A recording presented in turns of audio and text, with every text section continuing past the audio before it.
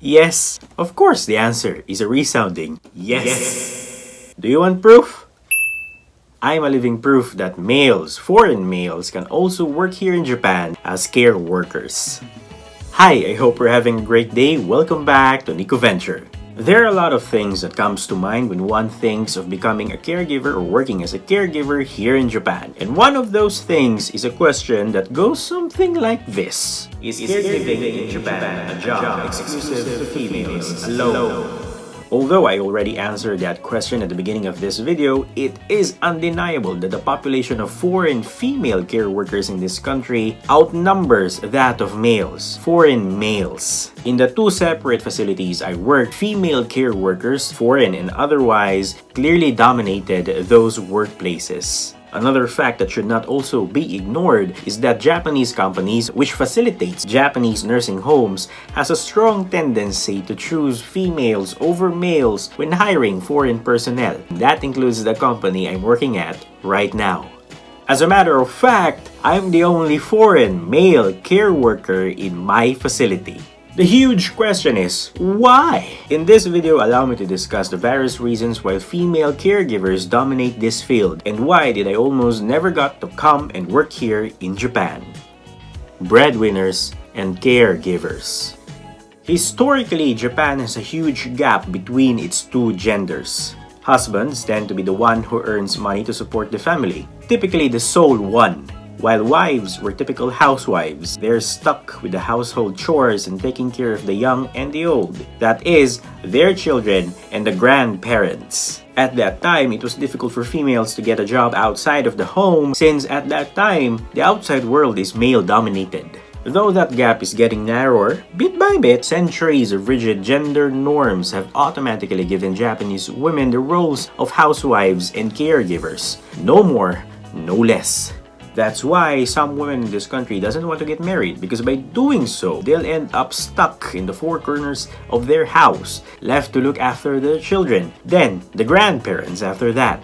Wives took care of the aging family members while the husband is at work. It can be argued that this is because women express a greater sense of responsibility toward family members. They are more motivated by their concern about the emotional well-being of people for whom they provide care. That motivation doesn't stop at their children but extends to taking care of their parents. Iba talaga mag-alaga ang ina, masking ikapoy na siya. Basically, here in this country, women are seen as more caring than men. But I think not in this country alone. Wherever you go, women are seen as the mistresses of care. Taking care of family members is their forte. They are the givers of care. Today, more women are taking on a more active role in a society, a role outside the borders of their house. Nevertheless, as females, they always carry with them the image of being a more responsible caregivers than their male counterparts. Perhaps that is why most, if not all, Japanese nursing homes tend to choose female care workers, foreign female care workers, over males. Because they tend to attribute that same image of a more caring human being to foreign females as well. Xenophobia, ethnicity, and gender. For centuries, elder care, which is taking care of aging family members, has been given to the woman of the house. She can be the husband's spouse, the daughter-in-law, or the daughter. This familiarization of elder care has been coming to an end. Somewhat? With doors of Japan being opened to migrant care workers. This defamiliarization of elder care is not the sole reason why Japan has opened its borders to foreign care workers. It shouldn't go unnoticed as well that for the past several years, Japan has been facing a real shortage of healthcare labor. To fill these job vacancies, Japan, through the roof of bilateral trade treaties or the Economic Partnership Agreement, or most commonly known as EPA program, has opened its domestic labor market to caregivers from Indonesia, Vietnam, and the Philippines. The EPA program was established to meet the demands of the labor market in the health sector by hiring foreign personnel. Nevertheless, over a decade has passed, but the EPA program has never met its intended quota. The reason for this below-average performance of the EPA program are manifold, but the two two most common reasons are the high level of Japanese language proficiency and the non-compatibility of professional degrees. When you come and work here in Japan as a caregiver or a care worker, you are required to pass several examinations. These examinations are written examinations that are to be taken in the Japanese language. Unfortunately, even for those foreigners who have a knack for the Japanese language, find it difficult to pass the caregiver or the nurse certification exams respectively. And that is because some of these foreigners have little or no medical background.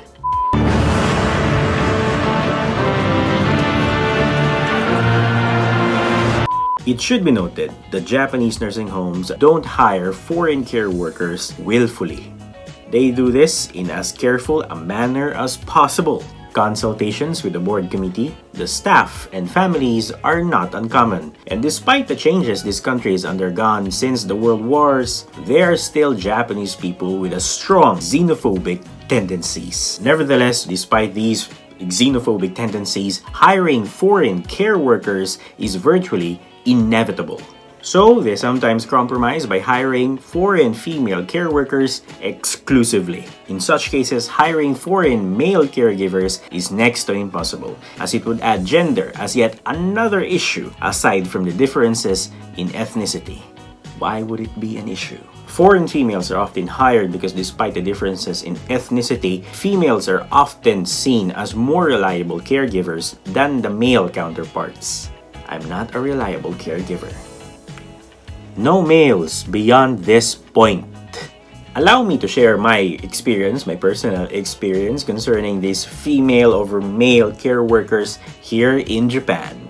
It was the summer of 2017 in Calamba, Laguna, Philippines. The searing heat was aggravated by the fact that our room was basically a matchbox made of pure, hard concrete. Outside, you'll either suffer heat stroke or carbon monoxide poisoning. The only solace I had in that place is when I'm inside our Japanese language classroom, an air-conditioned classroom. For several months, we burned our eyebrows studying complicated Japanese sentence patterns and numerous Japanese vocabulary. We learned how to say, "Baka, anata no chinchin wa chisai, watashi no wa oki, namete kudasai."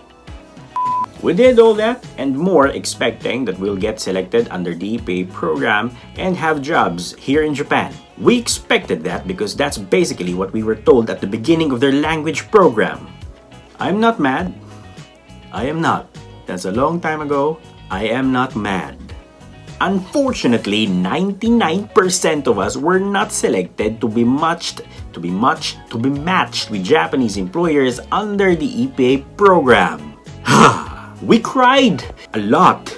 We cursed a lot. We thought that all of our hard work was all for naught. Alas, not all those who wander are lost. A new door opened for us. It's a more difficult door than the EPA one. We basically have to suffer for 3 long years before we receive our true, real salary with this new door. This door was the foreign student route, or more commonly known as the student visa route. And so, several Japanese nursing home representatives came to our class for weeks. They came to look at us, chat with us, and to choose from our batch the best of the best to bring with them back to Japan as foreign students. And guess what? Those the best of the best in our batch all have vagina. They're all females. There are only 4 males in our batch, in my batch, and all 4 of us were not selected by a single company. They never even pitied us. I was ready to give up. I was ready to return to my 8,000 per month job or suffer irate clients in a BPO. Eventually, we, the 4 guys, were offered a place to study under the student visa program in one of the remotest places here in Japan. But there's a caveat. Unlike those female best of the best in our batch who received a full scholarship, we, the 4 pieces, will have to pay our own tuition. Just let that sink in. We, the 4 guys, put all our money, time, and effort for several months in the hopes of having a job here in Japan. But in the end, after several months, half a year, we were told we can't go and work in Japan unless we pay our own tuition fees. And on top of that, we were not selected just because we're males. Obviously, two of us backed out. I and the other one pushed through. We lived through 3 years of suffering before passing the caregiving certification exam and becoming a full-fledged seishain. So yeah, as you can see in my short story, the Japanese prefer vaginas over penises. With all these things I mentioned, it is of utmost importance to remember that Japan is open to both genders when it comes to hiring foreign care workers. There are no laws that prohibit foreign male caregiving applicants from working in this country.